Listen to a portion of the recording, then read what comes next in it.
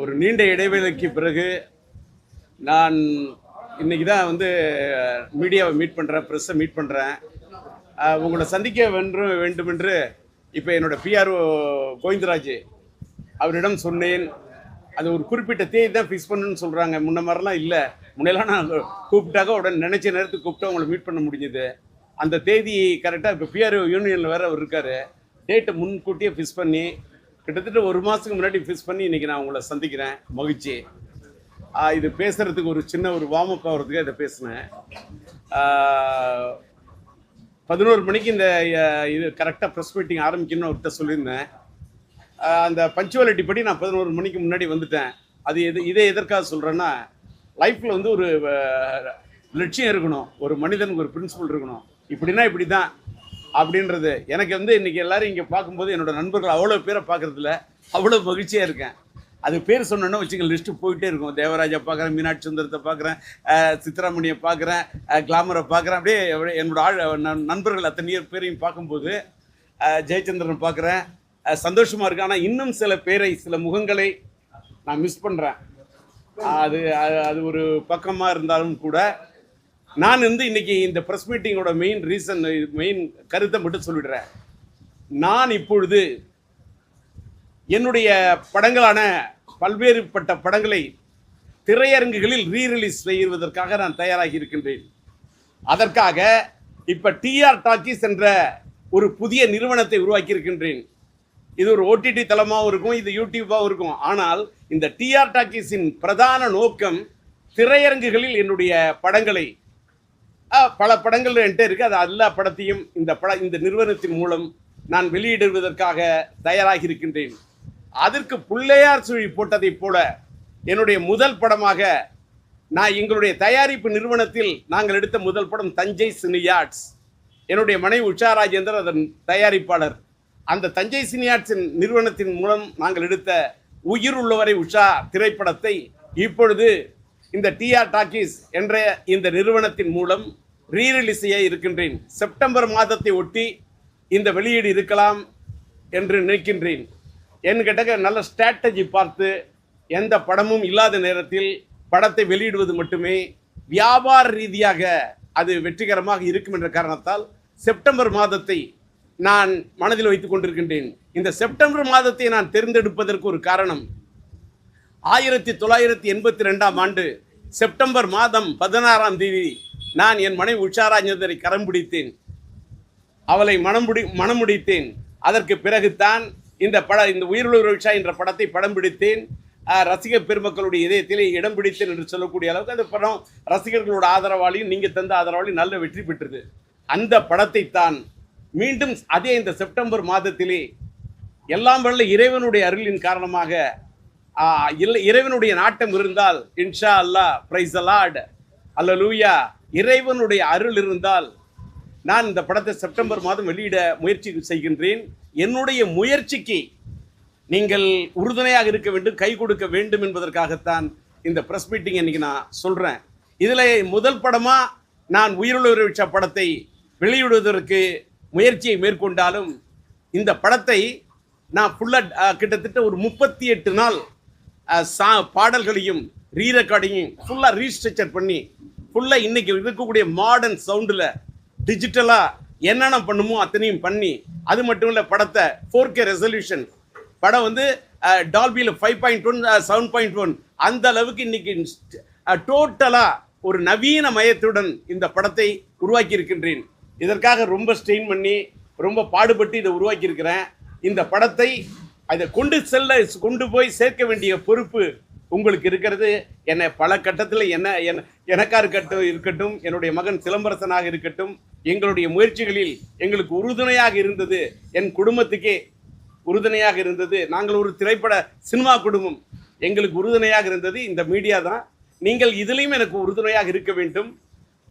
First உயிருள்ள உஷா படத்தை நான் வெளியிடுகிறேன் என்று சொன்னால், இதை தொடர்ந்து மைதிலி என்னை காதலி, ஒருதலை ராகம், என் தங்கை கல்யாணி, ஒரு தாயின் சபதம், சம்சார சங்கீதம், காதல் அடிவதில்லை, இது நம்மாளு, மோனிஷா மோனலிசா, சொன்னால்தான் காதலா, சரவணா, எங்க வீட்டு வேலன் போன்ற எண்ணற்ற படங்களை இந்த திரையரங்குகளில் ரிலீஸ் பண்ணுறதுக்கு தயாராகிட்டேன். அதோட வேலை தான் பிரம்மாண்டமாக பண்ணிக்கிட்டு இருக்கேன். தொடர்ந்து இதை ஒரு பணியாக ஆற்ற வேண்டும் என்பதற்காக நான் இதை செய்திருக்கின்றேன். அது தொடர்ந்து எல்லா படமும் ஒவ்வொரு தருணத்தில் வெளியிடப்படும். இதில் இந்த ரீரிலீஸ் என்பது இன்னைக்கு ஒரு பெரிய ஒரு புதிய சகாப்தத்தை ஏற்படுத்தியிருக்கிறது. புது படங்களுக்கு மத்தியிலே இந்த ரீரிலீஸ் படங்களும் பல படங்கள், உதாரணத்துக்கு நம்முடைய இனிய நண்பர் ஏஎம் ரத்னம் அவர்களுடைய நம்முடைய இளைய தளபதி விஜய் நடித்த கில்லி படம் அந்த ரீரிலீஸில் ஒரு பெரிய சரித்திரத்தை ஏற்படுத்தியிருக்கு. அதே போல் மறந்துவிட்ட நம்முடைய நடிகர் திலகம் ஐயா இது சிவாஜி கணேசன் ஐயா அவர்கள் நடித்த அந்த கர்ணன் படத்தை எங்களுடைய டிஸ்ட்ரிபியூட்டர் என் நண்பர் சொக்கலிங்கம் தான் வெளியிட்டார். அது ஒரு பெரிய ஒரு புதிய சகாப்தத்தை ஏற்படுத்தியது. அதே போல புரட்சித் தலைவர் எம்ஜிஆர் அவர்களுடைய எத்தனையோ படங்களையும் எனக்கு ரீரிலீஸ் பண்ணி பெரிய சகாப்தத்தை ஏற்படுத்தி இருக்கின்றார்கள். இதில் நான் ஒன்று சொல்ல கடமைப்பட்டிருக்கின்றேன். இதில் இந்த திரையரங்கு உரிமையாளர்களின் பங்கு அற்புதமான பங்கு. பழைய படங்கள் என்று சொன்னவுடன் புது படங்களுக்கு மத்தியிலே பழைய படங்கள் பார்க்க வேண்டும் என்று சொன்னால் மக்களுக்காக பெரிய காம்ப்ளெக்ஸில் கூட 100 ரூபாய்க்குத்தான் டிக்கெட் கொடுக்கின்ற காரணத்தால் நல்ல குடும்பமும் மக்கள் படம் பார்ப்பதற்கு ஒரு வாய்ப்பை ஏற்படுத்தி கொடுத்தார்கள். அதற்காக அது பெரிய காம்ப்ளெக்ஸாக இருந்தாலும் சரி, மால் திரையரங்கமாக இருந்தாலும் சரி, இந்த பழைய ரீரிலீஸ் படங்களுக்கு 100 ரூபாய் அவங்க வாங்கிக்கிட்டு படத்தை அவர்கள் வெளியிடுவது என்பது பாராட்டத்தக்கது. அவர்களுக்கு என்னுடைய மனமார்ந்த பாராட்டை தெரிவித்துக் கொள்கின்றேன். அவர்களுடைய முழு ஒத்துழைப்பையும் இந்த படத்தின் வெளியீட்டின் போது இன்னும் நிறைய படம் விடுறதுக்காக இருக்கேன். அதனால் அவங்களுடைய ஒத்துழைப்பை எதிர்பார்க்கின்றேன். இந்த படத்தை பொறுத்த வரைக்கும் இந்த படத்தில் நளினி தான் அன்னைக்கு கதாநாயகியா. அன்னைக்கு நளினி இந்த படத்தில் நடித்து ஒரு பெரிய ரவுண்டு வந்தாங்க. ஒரு அற்புதமான நடிகை, ஒரு நாட்டியம் தெரிந்தவர், முறைப்படி பரதநாட்டியம் கற்றவர்.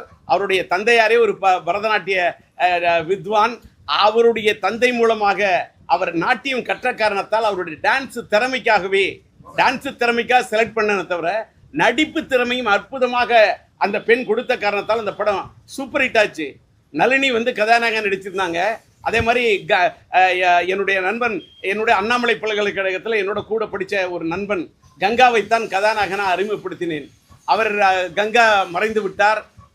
அவர் மறைந்தாலும் கூட அவருடைய பெரிய ஆசை என்னன்னு கேட்டால், அப்பப்போ அண்ணன் இந்த உயிரிழச்ச படத்தை ரீரிலீஸ் பண்ணோம் அப்படிங்கிறத இந்த ரீரிலீஸ் பீரியடுக்கு முன்னாடியே என்கிட்ட அடிக்கடி சொல்லக்கூடிய ஒரு நண்பன். இன்றைக்கு அவர் என்னிடத்தில் இல்லை, நம்மிடத்தில் இல்லை. அவர் எங்கே இருந்தாலும் என்னுடைய குரல் அவருக்கு ஒலிக்கும். நான் ஆன்மாவை நம்பக்கூடியவன். ஒரு பக்கம் சினிமாவை நண்பனாலும் ஆன்மாவை நம்புகின்ற காரணத்தால் அந்த ஆன்மா இந்த குரலை கேட்கும் என்ற நம்பிக்கையில் அவர் இந்த படத்தில் கதாநாயகனாக அவர் நடிக்க வச்சிருந்தேன். இதை தவிர இந்த படத்தில் என்னுடைய இனிய நண்பர் ஒரு பிரதான வில்லனாக அன்னைக்கு நான் ராதா ரவி, நான் மறைந்து விட்ட நடிகவேல் எம்ஆர் ராதாவோட பெரிய ரசிகன். எனக்கு அதனாலேயே நடிகவேல் எம்ஆர் ராதா மேல் இருக்கக்கூடிய மரியாதையின் காரணமாகவே நான் நம்முடைய ராதா ரவியை அடைத்து இந்த படத்தில் ஒரு பெரிய பிரதான வில்லன் கதாபாத்திரத்தில் நடிக்க வச்சேன். அவரும் சளைக்காம அவ்வளவு பெரிய ஒத்துழைப்பு எனக்கு கொடுத்து இந்த படத்தில் அற்புதமான வில்லன் கதாபாத்திரத்தை பண்ணியிருந்தாரு. அன்று தொட்டு இன்று வரைக்கும் நடித்திருந்தேன். இப்போ நான் புதுசாக படம் எடுக்கிறேன்னு சொன்னாக்கா அந்த படத்துலையும் ராதா ரவி இருக்கிறார், அவர் நடிக்க போகிறார். அந்த அளவுக்கு ராதா ரவியும் இந்த படத்தில் பண்ண. அதே மாதிரி எனக்கு நெஞ்சில் ஊராகும் படத்தில் நடித்து எனக்கு ஒரு பெரிய ஒரு அற்புதமான கதாபாத்திரத்தில் நடித்து நல்ல ஒத்துழைப்பு கொடுத்த நம்முடைய நடிகை சரிதா அவர்களும் இந்த படத்தில் ஒரு கௌரவ இடத்துல தான் நடித்தாங்க. அந்த காதலுடைய தன்மையை உணர்ந்து மென்மையான காதலை, உண்மையான காதலை உணர்த்தக்கூடிய ஒரு அற்புதமான கதாபாத்திரத்தில் சரிதா அவர்கள் நடித்திருந்தார். அதே போல என்னுடைய ஆசான நடிகர், எனக்கு குரு மாதிரி இருக்கக்கூடியவர், என்னுடைய எல்லா படத்திலும் இருப்பார், வெந்நீராடை மூர்த்தி ஐயா, அவரும் இந்த படத்தில் நடித்திருந்தார். அதை தவிர என் இனிய நண்பர் கவுண்டமணி அவர்கள் நடித்திருந்தார். இதை தவிர மறைந்துவிட்டு என்னுடைய நண்பர்கள் எஸ் சந்திரன், உசலமணி, சந்திரன் பாபு, இடிச்சப்புலி செல்வராஜ் போன்ற எத்தனையோ நடிகர்கள் இந்த படத்தில் நடித்திருந்தார்கள். இந்த படம் அந்த காலகட்டத்தில் இளைஞர்களை ஒரு கல்லூரி காதல் கதை என்ற காரணத்தால் அந்த டீனேஜ் லவ் ஸ்டோரியில் வித்தியாசமான ஒவ்வொரு பாட்டும் வித்தியாசமான பாட்டு இருந்தது. அதனால தான் படத்துக்கு ப்ளஸ் பாயிண்ட்டு அந்த பாட்டு தான். அந்த பாடல்கள் 7 விதமான பாட்டு. வானத்தில் வானவில்லின் நிறம் 7 நிறம்னு சொன்னால் இந்த படத்தில் 7 விதமான பாட்டு, 7 விதமான தரம், 7 விதமான நிறம்.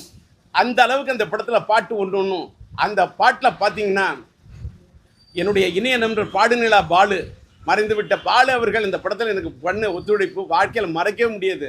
ஏன்னா இந்த கட்டடிப்பும் காலேஜுக்கு திரையரங்கத்தில் அந்த பாட்டு வந்து முடிஞ்சு போச்சுன்னு டைட்டிலில் போட்டேன். வேறு வழியே இல்லாமல் டைட்டிலில் போட்டேன். அந்த பாட்டு முடிஞ்சால் அந்த பாட்டு போயிடுச்சான்னு கேட்டுட்டு சினிமா தேட்டருக்குள்ளே வரத்துக்கே அந்த முதல் பாட்டு போயிடுச்சான், நம்ம அடுத்த ஷோக்கு வருவேன்னு அந்த அளவுக்கு அந்த கட்டடிப்பும் காலேஜுக்கு பாட்டு அண்ணன் பாலு பாடி கொடுத்துருந்தார். அதே மாதிரி பாலண்ணன் வந்து இந்திரலோகத்து சுந்தரி ராத்திரி கனவினில் வந்தாலோ அந்த பாட்டும் பாலண்ணன் பாடி கொடுத்துருந்தாரு. அதே மாதிரி மோகம் வந்து தாகம் வந்து என்ற அந்த பாட்டு ஒரு மழை சாங்கு, அந்த பாட்டு அந்த காலத்தில் ஒரு பெரிய ரெக்கார்டை ஏற்படுத்துச்சு. அந்த பாட்டை அண்ணன் பாலன் பாடி கொடுத்திருந்தாரு.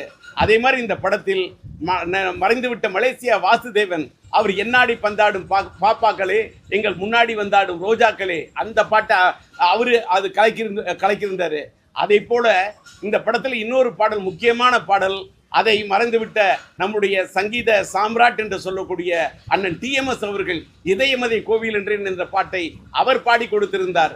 அதை போல இந்த படத்துல பெரிய ஒரு முக்கியமா ஒரு பெரிய சிகரம் வைத்தார் போல, வைகைக்கரை காத்தே நில்லு வஞ்சிதனை பார்த்தா சொல்லு மன்னன் மனம் வாடுதென்று மங்கைதனை தேடுதென்று காத்தே பூங்காத்தே என் கண்மணி அவளை கண்டால் காதோறும் போய் சொல்லு என்ற இந்த பாட்டை அண்ணன் ஜேசுதாஸ் அவர்கள் அவர் வந்து அந்த பாட்டுக்கு வந்து ஒரு உயிர் கொடுத்திருந்தார். பாட்டை அவருடைய அந்த குரலால் இழைத்து அப்படியே அந்த பாட்டை வந்து அப்படி இது பண்ணியிருந்தார். அந்த பாடல் அதுவும் அந்த பாட்டு வந்து ஒரு பெரிய சூப்பர் ஹிட் ஆச்சு. படம் ஹிட் ஆகிறதுக்கு அதுவும் ஒரு பெரிய முக்கியமான காரணம். அதே போல் இந்த படத்தில் லேடி வாய்ஸ்ன்னு சொன்னாக்க மோகம் வந்து தாகம் வந்து அந்த பாட்டை எனக்காக அது அந்த பாட்டையும் உன்னைத்தானே அடைப்பேன் என்ற அந்த பாட்டையும் நம்முடைய ஜானகி அம்மாள் அவர்கள் பாடி கொடுத்திருந்தார். அந்த குயில் ஓசைக்கு சொந்தக்காரரான ஜானகி அம்மாள் அந்த பாடலை பாடி கொடுத்திருந்தார். அதே போல சசிரேகா அவர் ஏலேலம்பரை என்று சொல்லக்கூடிய அந்த பாடலாக இருக்கட்டும், இவர்கள் அத்தனை பேரும் சேர்ந்து இந்த படத்தின் இசையை, நான் என்னதான் ஒரு இசையமைப்பாளர் டியூன் போட்டாலும், என்னதான் ஒரு பாடலாசிரியராக நான் பாடல் வரி எழுதினாலும், அதற்கு உயிர் கொடுத்த இந்த பாடகர்களையும் பாடகிகளையும் இந்த நேரத்தில் நான் மனதார அவர்களை நான் வாழ்த்துகிறேன், அவர்களை பாராட்ட கடமைப்பட்டிருக்கின்றேன். இந்த படத்தின் டிஜிட்டல் இசையை இந்த டோட்டலாக 7 பாட்டுக்கும் 7 விதமான புதிய நவீன டிஜிட்டல் இசையை பண்ணியிருக்கின்ற காரணத்தால் என்னுடைய சொந்த நிறுவனமாகிய TR டிஜிமியூசிக் என்ற நிறுவனத்தின் மூலம் இந்த படத்தின் பாடல்களை விரைவிலேயே வெளியிட இருக்கின்றேன். அதனுடைய வெளியீட்டு விழாவுக்கும் உங்களை நிச்சயமாக அழைத்து உங்களுடைய ஆதரவை அன்றைக்கு நான் கேட்பேன், திரட்டுவேன் என்ற நம்பிக்கையில் தான் இன்னைக்கு இந்த ப்ரெஸ் மீட்டை உங்கள்கிட்ட சந்தித்தேன்.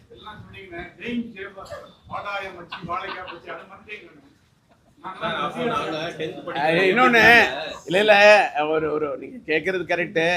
செயின் ஜெய்பால் கதாபாத்திரத்தில் அன்றைக்கி நான் தான் நடித்தேன். அந்த கதாபாத்திரத்தை மீனாட்சி சுந்தரமும் நம்ம தேவராஜ் அவர்களும் நான் எல்லாரை பற்றியும் பேசுகிறதுக்கு தான் டி ராஜேந்தர் தவிர நான் அந்த படத்தில் உயிருள்ள படத்தில் செயின் ஜெய்பால் கதாபாத்திரத்தை நான் நடித்தேன்னு என்னை பற்றி சொல்ல விரும்பல. என்னை பற்றி சொல்லாத நீங்கள் சொல்கிறதுக்கு இருக்கீங்களே, இதை விட எனக்கு என்ன வேணும்? தேவராஜ் கேட்குறாரு, மீனாட்சி சுந்தரம் கேட்குறாரு, அதுதான் என்னுடைய கேரக்டருக்கு எனக்கு கிடைச்ச வாழ்க்கையில் வெற்றின்னு நினைக்கிறேன். என்ன சொல்லுங்க? எது அது இல்லை முதல்ல ஒரு தவறான கருது. இந்த வாடாய மச்சி வாழைக்காய் பச்சி என்ற இந்த டயலாக் இந்த படம் கிடையாது, அது தங்கை கோர்க்கி தான். இந்த படத்துல வந்த டயலாக் என்னன்னு கேட்டாக்கா, 1 2 3 எண்ணிக்க ஒப்பம் பேரை சொல்லிக்க இந்த வாங்கிக்க தாஸ் நீ என்னையோட க்ளோஸ், இந்த டயலாக்லாம் தான் இந்த படத்துல வந்தது. இந்த டயலாக் வந்து ஒரு ஃபைட்டு பண்ணக்குள்ள இந்த டயலாக்கை பேசி அந்த வில்லன்களை அடிக்கிற இந்த மெத்தடு அன்னைக்கு அந்த படத்தில் ரொம்ப ஒரு புதுமையாக பேசப்பட்டது.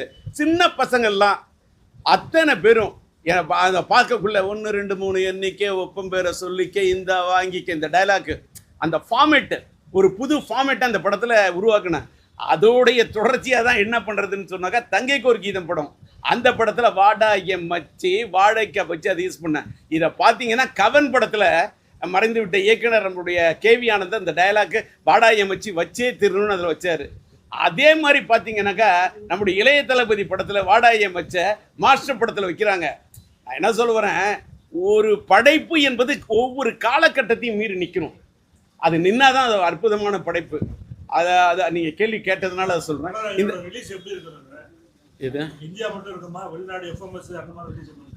அதாவது இன்னைக்கு தான் வந்து இந்த படத்தை ரீரிலீஸ் பண்ண போறேன்னு சொல்றேன்.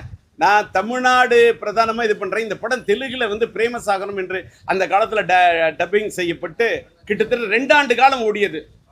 1 வருஷம் இல்லை, 2 வருஷம். ஒரு பெரிய சூப்பர் ஹிட் பிரேமசாகரம். அதனால இப்போ திரும்ப பிரேமசாகரத்தையும் தெலுங்குல டிஜிட்டலைஸ் பண்ணி டோட்டலாக இது பண்ணி தெலுங்குல ரிலீஸ் பண்ணுறதுக்கு அதுக்கான முயற்சி நடைபெறுது. எப்பவும் போல என்னுடைய கர்நாடகா, கேரளா, இங்கே தமிழ் தான் ரிலீஸ் ஆகும்.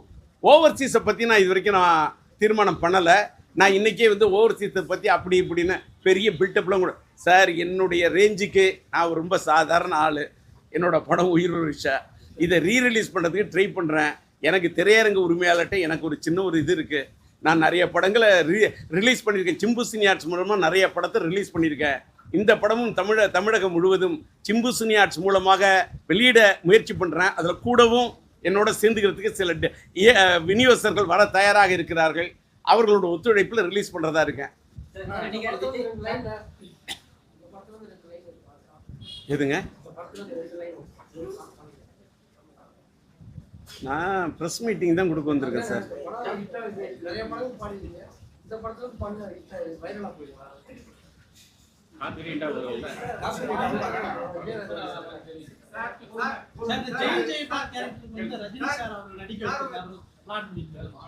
இப்போ இவர் கேட்கக்கூடிய கேள்வி வந்து தேனி கண்ணன் நினைக்கிறேன், இருட்டில் இருக்கிறாரு, இருந்தாலும் இந்த கண்ணாடி வச்சு கண்டுபிடிக்கிறேன். அவர் கேட்கக்கூடிய கேள்வியை கொஞ்சம் தெளிவாக கேளுங்க, சொல்கிறேன். ஜெயின் ஜெயபால் கேரக்டருக்கோ அல்லது இந்த உயிரோட படத்துக்கோ ரஜினி அவர்களை நடிக்க வைக்கிறதுக்காக நீங்க அவருக்கு கதை சொல்றதா ஒரு தகவல் இருக்கு, அது உண்மையா? தகவல் இருக்குது, உண்மையா நீங்க கேட்குறீங்க. இப்போ என்னன்னு கேட்டாக்கா, யூடியூப்ல சோஷியல் மீடியாவில் பார்த்தீங்கன்னா எது உண்மை எது இது வதந்தி அப்படின்னு தெரியாத அளவுக்கு எல்லாரும் நியூஸை பரப்புறாங்க. ஆனால் நான் வந்து இதில் இப்போ இன்னைக்கு வந்து இந்த கட்டத்தில் உயிருள்ள ஒரு விஷா படத்தில் நான் இன்னைக்கு இப்போ இந்த செயின் ஜெய்வால் கதாபாத்திரத்தில் நான் நடிப்பதற்கு ஒரு விதத்தில் இன்டைரக்டாக மறைமுகமாக எனக்கு உதவி பண்ணதே சூப்பர் ஸ்டார் ரஜினி தான் சொல்லுவேன். ஏன்னு கேட்டால் உண்மையை சொல்கிறேன். நான் வந்து சினிமாவில் ஒருதலை ராகம் படத்துக்கு வரத்துக்கு முன்னாடியே நான் 2 பேர் 2 கண்ணின் முன்னாடியே பேட்டி சொன்னேன். கமலும் ரஜினியும், அந்த உலகநாயகன் சூப்பர் ஆக்டர் கமலும் சூப்பர் ஸ்டார் ரஜினி அவர்களையும் மனசில் வச்சுக்கிட்டு தான் ஒவ்வொரு கதாபாத்திரத்தையும், இந்த ரஜினி இந்த டயலாக் பேசினா எப்படி இருக்கும், கமல் இந்த டயலாக் பேசினா எப்படி இருக்கும், ஸ்ரீதேவி பேசினா இப்படி நான் வந்து சினிமா உலகத்தில் ஒருதலை ராகத்துக்கு வர்றதுக்கு முன்னாடியே நான் வந்து ஒரு மிமிக்ரி ஆர்டிஸ்டாக இருந்ததுனால ஒவ்வொரு டயலாக்கும் ஒரு வில்லன் கேரக்டர் வேற எம் ஆர் ராதா மாதிரி பேசி வைப்பேன், எம்என் நம்பியார் மாதிரி பேசி காட்டுவேன். இப்படி ஒவ்வொரு அதே மாதிரி ஒரு ஒரு ஒரு என்னுடைய மனசில் வந்து ஒரு பெரிய இடத்த பிடிச்சது கமலும் ரஜினி அன்னைக்கு. ஏன்னா நான் கல்லூரியில் படிக்கக்குள்ள அந்த இளமை ஊஞ்சலாடுகிறது படமாக இருக்கட்டும், அது அந்த 16 வயதிலே படமாக இருக்கட்டும், கமல் ரஜினி மேலே ஒரு பெரிய அதோட தாக்கம் எனக்கு ரொம்ப அதிகமாக இருந்தது. அதனால யான் வந்து அவர்களோட ரசிகர்களாக இருந்த விட எனக்கு ஒரு பெரிய இதுன்னு கேட்டால், ரஜினி மாதிரி வந்து ஒரு பண்பான மனிதரை பார்க்க முடியாது. நானும் ரஜினி அவர்களும் ஒருதலை ராகும் காலத்திலிருந்து நல்ல நண்பர்களாக இருந்தோம். என்னுடைய ரயில் பயணங்கள் படத்தை மறைந்துவிட்ட இயக்குனர் சிகரம் பாலச்சந்திர ஐயா அவர்கள் படம் பார்த்து விட்டு அப்படி ரொம்ப பாராட்டியிருந்தார். அதே மாதிரி மேனா தியேட்டரில் அந்த படத்தை பார்த்து விட்டு நல்ல பாராட்டினது யாருன்னு கேட்டால் என் இனிய நண்பர் ரஜினி. அந்த அளவுக்கு பாராட்டினார். பாராட்டினது மட்டும் இல்லை, ஒரு காம்பினேஷனில் டிஆரோடைய இந்த டயலாக் ஸ்டைலில் எனக்குன்னு இந்த டயலாக்ஸ் ஒரு இது பண்ணி போட்டு ஒரு இது பண்ணணும் ராஜேந்தர் அப்படின்னாரு. அதனால தான் ரஜினிக்காக நான் ஒரு கதையை தயார் பண்ண சொல்ல அவர் சொன்னார், எனக்கு கொஞ்சம் காட்சிட்டு ரொம்ப டைட்டாக இருக்குது, நான் வேணா ஒரு கெஸ்ட் ரோல் இமிடியேட்டாக உங்களுக்கு பண்ணி கொடுத்துறேன் ராஜேந்தர் அப்படின்னாரு. உடனே சரின்னு சொல்லிட்டு இந்த படத்தை நான் தயார் பண்ணி இந்த கதையை ரெடி பண்ணிட்டு போனேன். அந்த கதாபாத்திரம் செயின் ஜெய்பால் கதாபாத்திரத்தை போய் அவர்கிட்ட சொன்னேன்.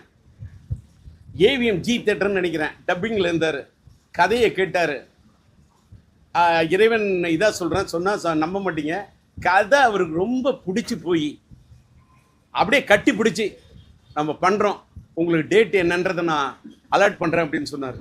அப்போ உடனே டயலாக்கு சொன்னால் நம்ப மாட்டீங்க, அப்படியே 1 2 3 எண்ணிக்க ஒப்பம் பேரை சொல்லிக்க இந்தா வாங்கிக்க சக் அப்படின்னுவேன். அப்படியே சக் சக் சக் சக் சக் சக் அப்படின்ற அந்த செயின் ஜெயபால் அப்படின்னு அவர் நடிச்சிருந்தா அவருக்கு நான் போட்டு வச்சிருந்த பாட்டே வேற, அவருக்கு நான் போட்டு வச்சிருந்த டயலாக் ஸ்டைலே வேற. இது நான் பேசுனது, அது பேசுனா அது வந்து என்ன தான் இருந்தாலும் இமயம் தான், அதோட உயரம் தான். அவரு தான், அவருக்காக நான் பண்ணி வச்சிருந்த அந்த கதாபாத்திரத்தை தான் நான் வந்து என்னன்னு கேட்டாக்கா நடிக்கிறேன்னு ஒத்துக்கிட்டாரு. எல்லாமே கன்ஃபார்ம்டு. ஒரே ஒரு சின்ன காரணத்தில் யார் ப்ரொடியூசர் அப்படின்னு சொல்லக்குள்ள ரஜினி சார் என்ன சொல்லிட்டாரு, டிஆர் யாராவது நல்ல ஒரு ப்ரொடியூசர், நீங்கள் ஹேம்நாக்கில் கூட டச்சில் இருக்கீங்க, கேஆர்ஜிகிட்ட கூட இதாக இருக்கீங்க, நெஞ்சில் ஊரகம் கேஆர்ஜிகிட்ட பண்ணியிருக்கீங்க, அதனால் பெரிய தயாரிப்பு நிறுவனத்தில் இந்த படத்தை பண்ணணுன்னாரு. அப்போ நான் ரஜினிகிட்ட சொன்னேன், இல்லை ரஜினி சார், எனக்கு வந்து பெரிய தயாரிப்பு நிறுவனத்தில் போனாலும் அதே சம்பளம் தான். நான் என்னோட சொந்த தயாரிப்பு நிறுவனத்தில் பண்ணாக்கா அதான் எனக்கு ப்ளஸ்ஸு. இப்போ நான் ராஜி வச்சு டைரக்ட் பண்ணாலும் எனக்கு ஒரு சம்பளம், நான் சரிதாமா வச்சு படம் எடுத்தாலும் அது எனக்கு ஒரு சம்பளம், அதுவே எனக்கு பெரிய சம்பளம். ஆனால் அந்த சம்பளம் எனக்கு பத்தாது. நான் ராகன் தேடும் பல்லவின்னு ஒரு படத்தை ரிலீஸ் பண்ணி நானே சிட்டி திருச்சி ஏரியா அந்த மாதிரி ரிலீஸ் பண்ணேன். அதில் எனக்கு கொஞ்சம் லாஸு. இந்த லாஸை இன்றைக்கி நான் இது பண்ணணுன்னா, மேனேஜ் பண்ணணுன்னா, ஒரு சொந்த படம் எடுக்கணும். அதுக்கு இந்த படத்தில் இந்த கெஸ்ட் ரோல் தான் உங்களை கேட்குறேன். இந்த ரோல் நீங்கள் சொந்த படத்தில் பண்ணிங்கன்னா பெட்டராக இருக்கும் ரஜினின்னு. அப்போ அதுக்கு ரஜினி சொன்னார், ராஜேந்தர் நீங்கள் என்னோட பெஸ்ட்டு ஃப்ரெண்டு, நம்மளோட நட்பை இது முறிச்சிடக்கூடாது, நான் பெரிய நிறுவனத்தில் மட்டும்தான் நடிக்கணுன்ற ஒரு கொள்கையை இப்போ மனசில் ஏற்றி வச்சுருக்கேன், என்ன பண்ணலாம் நீங்கள் வெடி சொல்லுங்கன்னாரு. அப்போ நான் ரஜினிகிட்ட சொன்னேன், இல்லை ரஜினி சார் ஒன்று பண்ணுவோம் சார், என்னாலும் உங்களுக்கு சிரமம் வேணாம், நீங்கள் உங்களோட கொள்கை எனக்காக உங்களுடைய கொள்கையை, உங்களோட லட்சியத்தை, உங்களோட பாதையை நீங்கள் மாற்றிக்காதீங்க, நான் ஒன்று பண்ணுறேன், இந்த படத்தை நான் பண்ணிவிட்டு நான் வாழ்க்கையில் ஒரு பெரிய நிறுவனமாக மாறி அதுக்கப்புறம் உங்களை வந்து பார்க்குறேன் அப்படின்னு சொல்லிட்டு நான் உருவாக்கின நிறுவனம் தான் தஞ்சை சினியார்ட்ஸ். ரஜினி சாருக்காக பண்ணி வச்சுருந்த அந்த கதையை கொஞ்சம் எனக்கு தகுந்த மாதிரி மாற்றம் பண்ணி, அவருக்குன்னா வேற, எனக்குன்னா அது கொஞ்சம் மாற்றம் பண்ணி நான் பண்ண கேரக்டர் தான் செயின் ஜெயபால். பார்த்தீங்களா, ஒரு செயின் ஜெயபால் கதாபாத்திரத்துக்குள்ளே இதுக்குள்ளே அந்த படத்தில் உயிருள்ள விஷயம் ஒரு இது வரும், ஒரு ஸ்டாச்சு ஒன்று வச்சுருப்பேன், இந்த தாடிக்கு பின்னால் ஒரு பெரிய கதையே இருக்குன்னு சொன்னோன்னா அந்த தாடியோட இது அப்படி டேர்ன் பண்ணோம், அதுக்கு பின்னாடி ஒரு பெண் வருவா. இந்த அளவுக்கு ஒவ்வொன்றையும் ரசித்து நான் அந்த படத்தில் பண்ணியிருப்பேன். அதே மாதிரி இந்த செயின் ஜெயபால் கேரக்டருக்குள்ள இதுக்கு பின்னாடி ஒரு பெரிய கதையே இருக்குங்கிறத இன்னைக்கு தான் இவ்வளோ ப்ரெஸ்ஸுக்கு முன்னாடி நான் சொல்லிட்டேன். இதுதான் உண்மை. உங்க படத்துல எப்பவுமே வந்து பிரம்மாண்ட சிட்டு, ரீசெண்டா ஒரு படங்கள்ல அந்த சிட்டுன்ற கான்செப்டே இல்லாம இருக்கு. இல்லை இதுலயும் வந்து இப்போ நான் பின்னாடி ஒரு தங்கை கோரிக்கைதான் மைதிலினை காதலி, ஒரு தாயின் சௌதம் மென்தங்கிகளின் சம்சார சங்கீதம், சாந்தியான சாந்தி, எங்க வீட்டு வேலன், பெற்றெடுத்த பிள்ளை, தாய் தங்கை பாசம், மோனிஷா மோனலிசா, சொன்னால் தான் காதலா, காதல் எடுப்பதில் வீர, எல்லாத்துலேயும் பிரம்மாண்டமான சிட்டு போட்டிருப்போம். அது வேற பேட்டர்ன். உயிருள்ள ஒரு ஷாவோடைய பேட்டர்னு A to Z love sir. First ஃப்ரேம்லேருந்து லாஸ்ட் ஃப்ரேம் வரைக்கும் காதல். கதையை அங்கே இங்கே எதுவுமே நவரவே விட மாட்டேன். அந்த காதலுக்குள்ளேயே போயிட்டு பாட்டு ஒன்று, ஒவ்வொரு பாட்டுக்கும் ஒரு பேட்டர்னு, அதை பண்ணது தான் படத்தோட வெற்றி. இந்திரலோகத்து சுந்தரி அந்த பாட்டுக்கு அந்த மீது ஏழேலம்பரம்னா தேட்டரில் எழுச்சி ஆடியன்ஸ் வந்து ஒரு பெரிய எழுச்சியை பெறக்கூடிய அளவுக்கு அதோட மியூசிக்கு கொடுத்துருந்தேன். அதனால் அந்த படத்தில் பண்ண மியூசிக்கு, அந்த படத்தில் பண்ண பாட்டுக்கு பண்ணியிருந்த ட்ரெண்டு ஸ்டைலு வேற, பின்னாடி பண்ணங்கள படங்களில் போட்ட செட்டோட ஸ்டைல் வேற.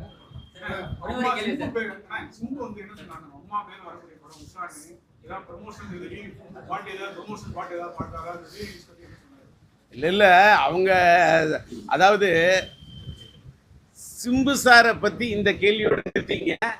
நான் இது வந்து உயிருள்ள ஒரு விஷயம். இது ஒன்று சொன்னதில் மீனாட்சி சுந்தரம் ரொம்ப ரிலேட்டடாக கேள்வி கேட்டீங்க. சிம்பு பிறக்கிறதுக்கு முன்னாடியே நான் எடுத்த படம் தான் உயிருள்ள ஒரு விஷயம்.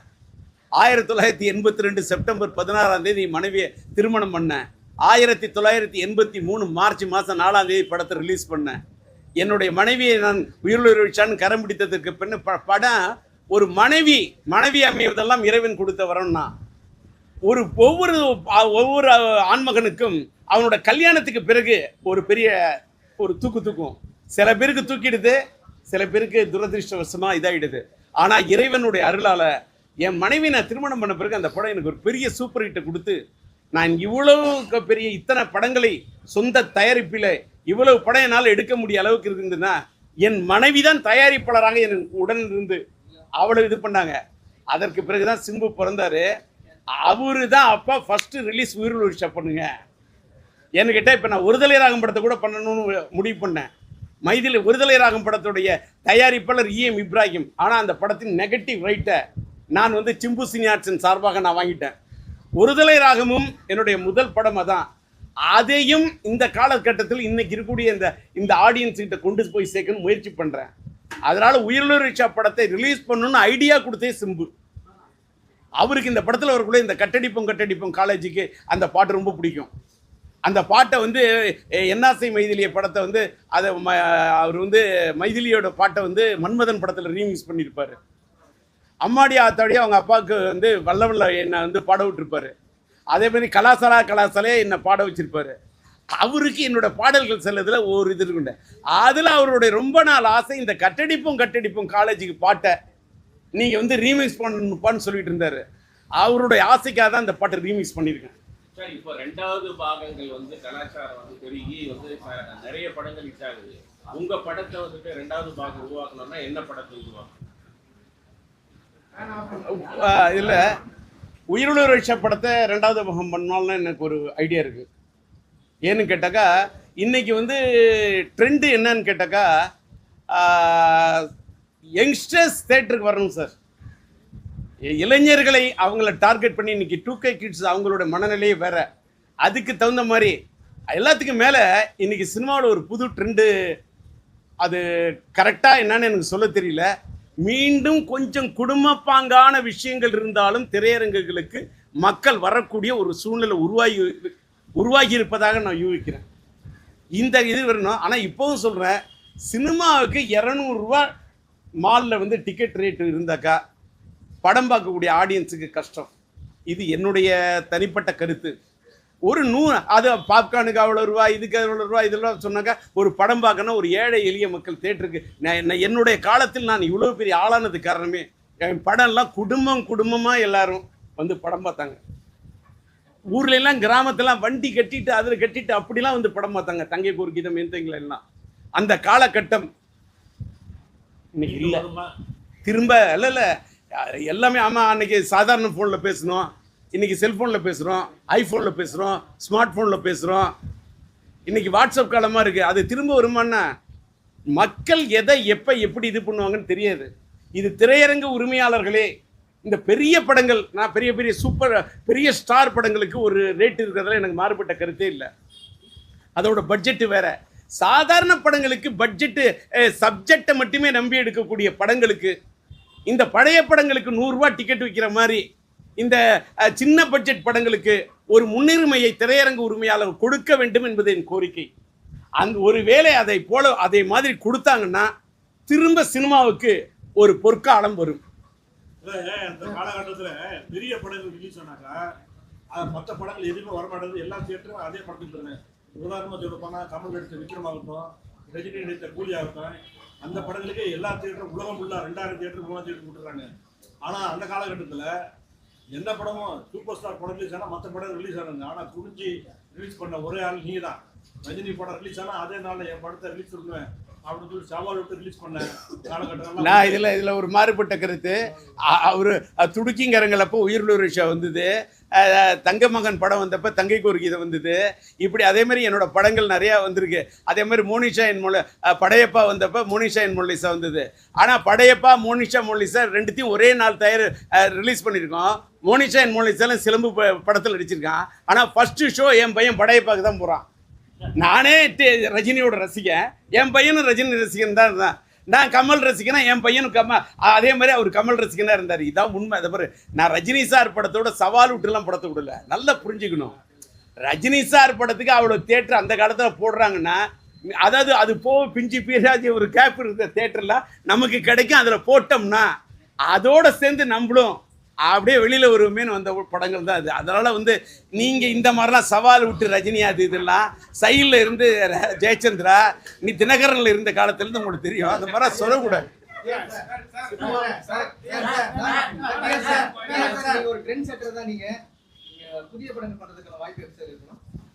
புதிய படம் பண்ணுறதுக்கான முயற்சியை நான் பண்ணிக்கிட்டு இருக்கேன். அதுக்கான ஏற்பாடு 3 வருடமாக பிரம்மாண்டமான செட்டுகளை நான் என்னுடைய டிஆர் கார்டில், டிஆர் சிம்பு கார்டில் செட்டு பிரம்மாண்டமாக போட்டுக்கிட்டு இருக்கேன்.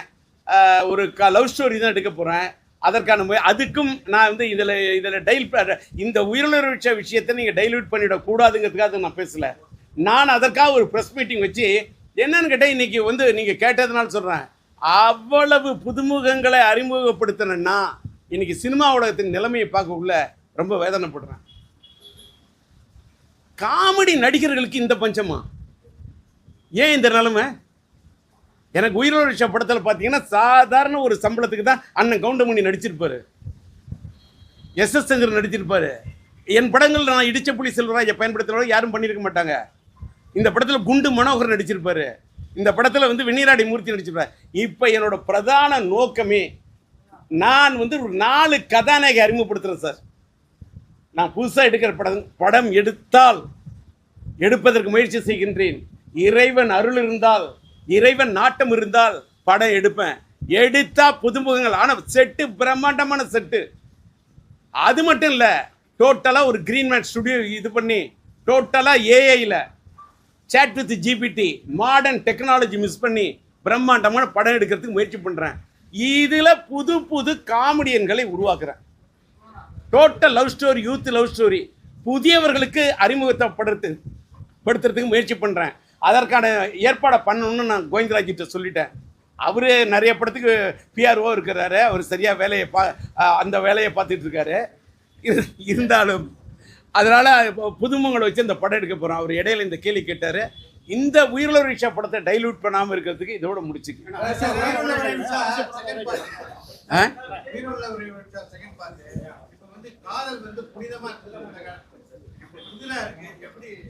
அது இன்னொன்று, நீங்கள் இதை அதனால தான் உயிருள்ள ஒரே ஒரு மேட்ரு.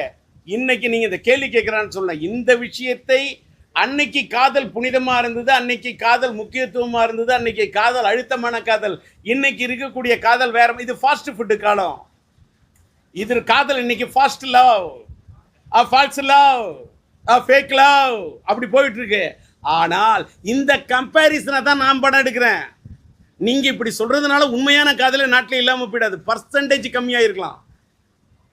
இன்னைக்கும் தன்னுடைய காதலுக்காக உயிரை விடக்கூடிய பொண்ணு இருக்க, இன்னைக்கும் தன்னுடைய காதலுக்காக உயிரை விடக்கூடிய பையன் இருக்கானே, காதலுக்காக உயிரை விடக்கூடிய பையன் இருக்கான், பொண்ணு இருக்கான். அதனால தான் உயிருக்கு நிகரானது, உயிரை தாண்டது காதல். அப்படிங்கிறனால தான் உயிர் உள்ள ஒரு விஷயம்னு படம் எடுத்தேன். 45 வருஷம் கூலி படத்துலையும் பாடுறீங்க, அது இன்னொன்று அல்ல, இது கரெக்ட். அது அந்த படத்துக்கு அது ஏன்னா அது இந்த மாதிரி எப்படி அப்படியே சைடில் எப்படி இப்படி கொம்பு சொல்றீங்க ஏங்க? அதெல்லாங்க ஏங்க அது வேண்டாம். இது எத்தனையோ வருஷமா சொல்றேன். ஏதாவது திரும்ப சொன்னா இவர்கிட்ட அப்படின்னா என்னன்னு கேட்டாக்கா, எனர்ஜிக்கு காரணம் ஒன்றும் இல்லை. அவனாக்கா இதில் பட தூதுக்கா தின்னக்குண்ட தூதுக்கா திக்கு திக்க தூதுக்கா தின்னக்குண்ட தூதுக்கா இப்படின்னு சொன்னாக்கா, இந்த பீட்டை கொடுக்குறேன்னு சொன்னா வீட்டில் ட்ரம் அடிச்சுக்கிட்டே இருக்கிறேன். வாழ்க்கையில் சின்ன பசங்களுக்கு அடுத்த தலைமுறை தம் அடிக்கலாம், ஆனால் உன்னோட தம் போயிடும். அடிக்காத தம்மு. நான் ட்ரம் அடிக்கிறேன், அதான் ஸ்ட்ரென்த்தோடு இருக்கிறேன். தம் அடிக்க மாட்டேன், தண்ணி அடிக்க மாட்டேன், தனி மனித ஒழுக்கத்தை இழக்க மாட்டேன். அதனால தான் டிஆர் இன்னைக்கும் அதே எனர்ஜியோடு இருக்கேன். இடையில யாரோ அவருக்கு உடம்பு சரியில்லை, அப்படி இல்லை, அவரால் நடக்க முடியாது, அவரால் பேச முடியாது, அவருக்கு முடியலாம், ஒன்றுமே இல்லாமல் இந்த மாதிரிலாம் 1000 நக்கல் நையாண்டி நான் கிசு கிசுங்கள் என்ன வேணா வரட்டும், நானாக இருப்பேன்.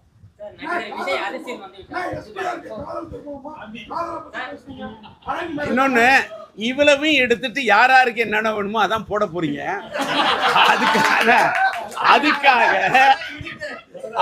அதுக்காக இஷ்டத்துக்கு வேற பிரஸ் மீட்டிங்ல போனா நீங்க என்ன கேள்வி கேட்கறீங்கன்னு பாக்குறேன். அல்ல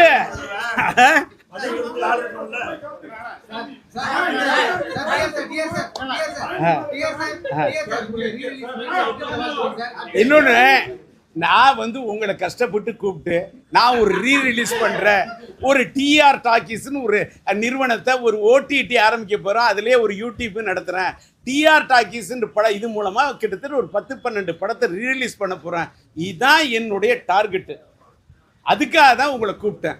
ஆனால் உங்களுக்கு நான் வந்து ஏதோ இந்த காலத்துல படம் பண்றேன்னா நான் என்ன வடசென்னைக்கு போட்டியா படம் பண்றேன்னு சொன்னா ஏயா எஸ்டிஆர் எங்க டிஆர் எங்கயா வெற்றிமாறனுங்க டிஆர் எங்கயா கூலி படத்துக்கு ப்ரொமோஷன் பாடிருக்கீங்கல்ல கூலி பாடத்துல வந்து ப்ரமோஷன் பாடினா அனிருத் வந்து அடுத்த தலைமையில அனிருத் என் பையனுக்கு ஃப்ரெண்டு அனிருத் வந்து எனக்கு ஃப்ரெண்டியா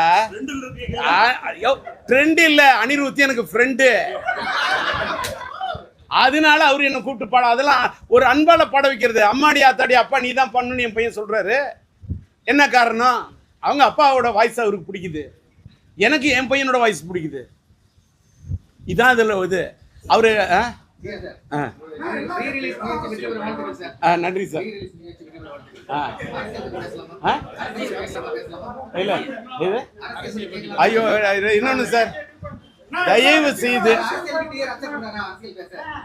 இன்னொன்னு அப்படி கிடையாது ஒவ்வொரு காலகட்டத்தில் மனிதன் ஒவ்வொரு டைப்பா இருப்பான் நான் வந்து ஒரே ஒரு விஷயம் இதை மட்டும் பஞ்சா சொல்றேன் நான் அமெரிக்காவுக்கு போய் 3 years பேக் நான் அமெரிக்கா போய் ட்ரீட்மெண்ட் எடுக்கிறதாவே இல்லை நான் இங்கே எடுத்துக்கிறேன்னு சொன்னேன் ஏன் பையன் அவர் ஆசைப்பட்டாரு அப்பா வாழ்க்கையில் நீங்கள் ஆசைப்பட்டது எல்லாமே நீங்கள் செஞ்சுருக்கீங்க நான் ஒரு மகனாக உங்கள்கிட்ட கேட்குறது ஒன்றே ஒன்று தான் ஒரு தந்தைக்காக நீங்கள் இங்கே ட்ரீட்மெண்ட் எடுக்கலாம் எனக்காக நீங்கள் வெளிநாட்டில் போய் அமெரிக்காவில் தான் ட்ரீட்மெண்ட் எடுக்கணும்னு சொன்னார் அப்போ நான் ஒரு வார்த்தை சொன்னேன் இல்லை சிலம்பு எதா இருந்தாலும் நான் இங்கேயே ட்ரீட்மெண்ட் எடுத்துக்கிறேன் ஒரு வேளை எனக்கு ஏதாவது ஆனால் கூட என்னுடைய என் தாய்மண்ணில் தான் எதாக இருந்தாலும் இருக்கணும்னு என் பையன் இல்லை நீங்கள் அமெரிக்காவில் ட்ரீட்மெண்ட் எடுக்கணும்னு அமெரிக்காவில் போய் நான் ட்ரீட்மெண்ட் எடுத்தது என் வாழ்க்கையில் இறைவன் எனக்குள்ள ஒரு பெரிய மாற்றத்தை பண்ணிட்டான் எனக்குள்ள ஒரு பெரிய சேஞ்சை கொடுத்துட்டான் நான் மாறிட்டேன் நான் இப்போ இந்த கேள்வி கேட்குறேன் மாறிட்டேன் நான் இப்போ மேக்சிமம் அனாவசியமாக எதுக்கும் போகக்கூடாது வம்பு எல்லாருக்கிட்டையுமே காட்டணும் அன்பு எனக்குள்ள வந்துடணும் அந்த மாதிரி ஒரு பண்பு இதான் எனக்குள்ள எனக்கு ஏற்பட்ட மாற்றம் இவ்வளோ நேரம் நல்லா அமைதியாக இருந்தேன் இப்போ மட்டும் இந்த இது பண்ண ஏன்னு கேட்டால் இந்த மாதிரி எங்கள் வீட்டில் சொல்லி அனுப்பிச்சாங்க நீங்கள் எமோஷ்னலாக ஆகாதீங்க எமோஷ்னலாக ஆகக்கூடாது அப்படின்னு இப்படி இதற்கே எமோஷ்னலாக ஆகக்கூடியதுல நீங்கள் இந்த அரசியல் அதெல்லாம் எனக்கு வேணாம்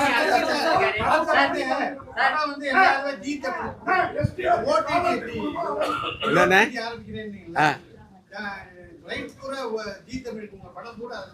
இல்லை ஒரு நிமிஷம் ஜீ தமிழில் வந்து நீங்கள் நல்லா புரிஞ்சுக்கணும் ஜீ தமிழில் வந்து என்னோட படங்கள் எல்லாமே கொடுத்துருந்தேன் அந்த கொடுத்துருந்த படங்கள் ஃபர்ஸ்ட் ஒரு 10 வருஷத்துக்கு கொடுத்தேன் அடுத்து ஒரு 10 வருஷத்துக்கு கொடுத்தேன் இப்போ அந்த படங்கள்லாம் அவங்கள்ட்ட முடிஞ்சிருச்சு இப்போ ஜீ தமிழில் அந்த படங்களோட ரைட் இல்லை என்கிட்ட தான் இருக்குது எல்லாத்த விட பார்த்தீங்கன்னா யூடியூப்பில் எந்த விதமான ரைட்டுமே இல்லாமல் ரொம்ப டிஆர் லெஜெண்ட்ரின்னு போடுறாங்கன்னா எந்த ரைட்டு யார்கிட்ட வாங்கினாங்க என்னமோ பண்ணிக்கிட்டு இருக்காங்க அதற்காகத்தான் முறைப்படுத்தி என்னோட படங்கள் எல்லாத்தையும் என்னுடைய டிஆர் டாக்கீஸில் முறைப்படுத்தி ஏற்றி வைக்கணும்னு ட்ரை பண்ணுறேன்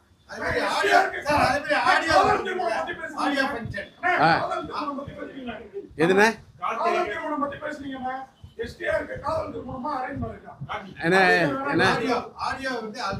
இன்னொன்னு நான் உயிருள்ள படத்துல கங்காவும் நளினியும் காதலிச்சு திருமணம் பண்ற மாதிரி படத்தை இது பண்ற அவர்களுடைய காதலை இணைத்து வைப்பதற்காக முற்பட்டு அதற்காக தான் செயின் ஜெய்வால் தன் உயிரையே கொடுக்கக்கூடிய கதாபாத்திரத்தை நடித்தேன் அதோட நிறுத்திக்கணும் இந்த திருமணத்தை பத்தி தான் அவளை இதோட நிறுத்திக்கணும் ஏங்க ஒன்று அடுத்தது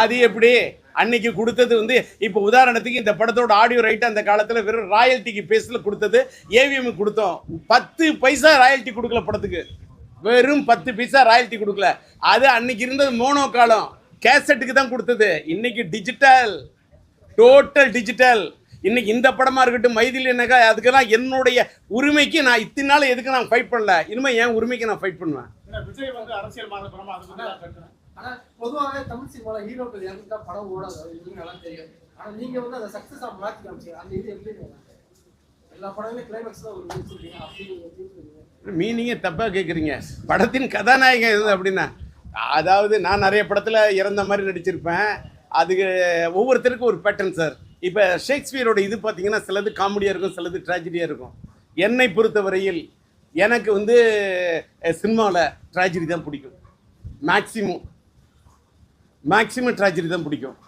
இது வந்து ஒவ்வொருத்தரோட டேஸ்ட்டு. சினிமா மட்டும் சார், அன்றைய காலகட்டத்துல உங்களுடைய படங்களை வாங்கும்போது இந்த பெட்டி அனுப்பும்போது ஆபரேட்டர்களுக்கு ஒரு அன்பளிப்பு வச்சு அனுப்புவீங்க.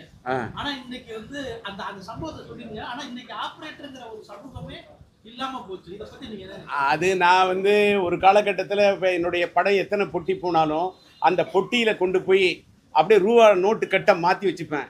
மாற்றி வச்சுட்டு 200 500 எல்லாத்தையும் என் பையன் சிலம்பரசன் சின்ன பையன், அந்த பையனோட கையால் வைக்க சொல்லுவேன். இந்த பொட்டை அப்பா அப்படின்னு தான் குனிஞ்சி அந்த வழியே தெரியாமல் என் பையன் வைப்பான். அப்போ என்ன சொல்லுவேன், இந்த 500 ரூபாயோ 200 ரூபாயோ, சில படத்தில் 200 வச்சேன், சில படத்தில் 500 ரூபா அந்த பொட்டியில் வைப்பேன். ஃபஸ்ட்டு பொட்டி வந்து படத்தை திறந்து மக்கள்கிட்ட காட்டுறதை விட ஃபஸ்ட்டு பொட்டியை திறக்கக்கூடிய ஆப்ரேட்டர் அவங்க சந்தோஷமாக இருந்தால் தான் நம்ம குடும்பம் சந்தோஷமாக இருக்கும். இதுதான் என்னோட கொள்கை. அவங்க அப்படியே கண்ணில் அப்படியே அந்த பணத்தை எடுக்கும்போது சில ஆப்ரேட்டருக்கு ஃபோன் பண்ணி சொல்லுவாங்க, ஐயா படம் சூப்பர் ஐயா. அதே நேரத்தில் ஒரு படத்தின் ஆப்ரேட்டருக்கு இருக்கக்கூடிய ஞானம், ஒரு படம் வெற்றி படமோ தோல்வி படமோ அவங்க தான் சார் நிர்ணயம் பண்ணுறது. மக்களோட பல்ஸை பார்க்கக்கூடியவங்க அவங்க. இன்னைக்கு பொட்டியே இப்போ அனுப்புறலையே, நம்ம டிஜிட்டலாக மாறிட்டோம்ல சார். நீங்கள் கொள்கை பிடித்தமுள்ள நீங்க உங்களுடைய லட்சிய திமுக என்னுடைய லட்சியத்தை இல்லாமல் போயிருக்கு. விஜய் டி ராஜேந்தர் வெறும் டி ராஜேந்தர் இருக்காரு. இந்த நிலைப்பாடுலாம் வந்து உறுத்தங்களை மாறல.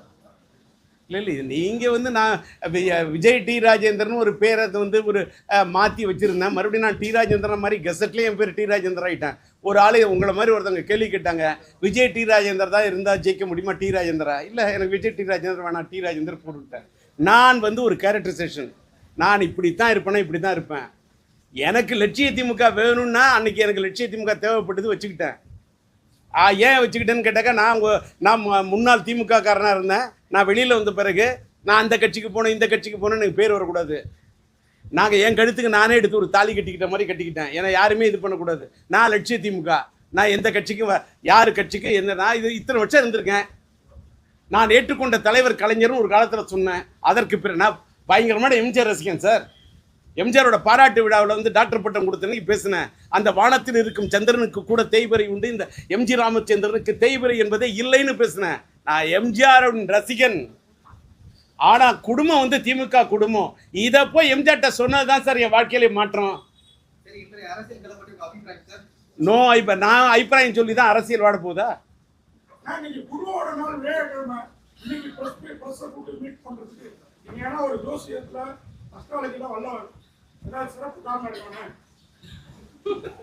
அதாவது நண்பா தேவராஜெல்லாம் சிரிக்க ஆரம்பிச்சுட்டாரு. அதாவது இதோட முடிச்சது பாரு, நீ கேட்ட கேள்வி எல்லாத்துக்குமே பதில் சொல்லிட்ட. இன்னொன்னு ஒரு விஷயம், எனக்கு ஜோசியத்தில் நம்பிக்கை உண்டான்னு கேட்டா இருக்கு. கால நேரம்லாம் பார்த்து தான் எதுவுமே செய்யணும் இருக்கு. இன்னைக்கு பார்த்தாக்க வியாழக்கிழமை குருவோட நாள், குரு பார்க்க கோடி குற்றம் நீங்கும். இன்றைக்கி அதெல்லாம் பார்த்துட்டு இன்றைக்கி அது மட்டும் இல்லை, இன்றைக்கி தான் நான் நாள் பார்த்து பிஆர் அசோசியேட் செய்கிற தேதி சொல்லி வச்சேன். இப்போ செப்டம்பர் மாதம் இந்த படம் ரிலீஸ் ஆனால் பெட்டராக இருக்கும்னு நினைக்கிறேன். நம்ம என்ன தான் நினச்சாலும் everything is pre written, nothing is rewritten. எல்லாமே கடவுள் முன்கூட்டியே எழுதிட்டார். அதை நம்மளால் மாற்றி எழுதவே முடியாது.